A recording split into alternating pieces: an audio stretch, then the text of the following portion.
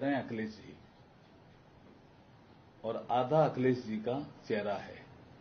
ये बाबा साहब का अपमान है। ये चेहरा दिखा करके वो दलित समाज के वोट बटोरना चाहते हैं, तो ये अखिलेश जी भ्रम में जी रहे हैं। क्योंकि बाबा साहब को पहला चुनाव 52 में हराने का काम कांग्रेस ने किया, उपचुनाव 53 भंडारा का हराने का काम कांग्रेस ने किया। अब कांग्रेस के साथ हैं अखिलेश जी, तो दलित समाज कैसे अखिलेश जी के साथ होगा?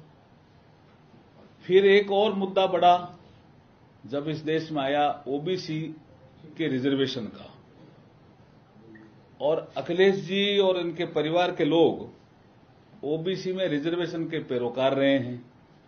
लेकिन ओबीसी के रिजर्वेशन का सबसे ज्यादा विरोध किसी ने किया तो राजीव गांधी जी ने किया लोकसभा के फ्लोर पे।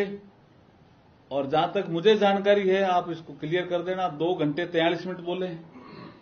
इतना लंबा भाषण लोकसभा के फ्लोर पे कभी किसी का नहीं हुआ।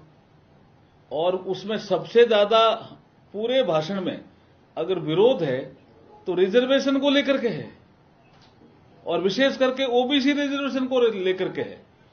उस कांग्रेस की गोदी में जाके अखिलेश जी बैठे हैं और बाबा साहब का चित्र दिखा रहे हैं कि मैं बाबा साहब जैसा हूं।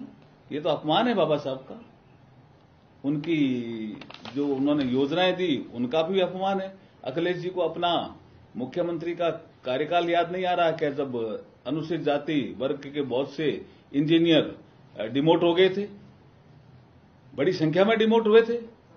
और मैं तो लोकसभा में एक आपको जानकारी देता हूं कि जब रिजर्वेशन इन प्रमोशन का विषय आया और यूपीए सेकंड के समय सब शायद कोई बिल आने वाला था लोकसभा में, तो उस बिल को फाड़ने वाले ही सपा के सांसद थे, नगीना से। तो वो किस तरह से बाबा साहब के विचारों को लेकर के और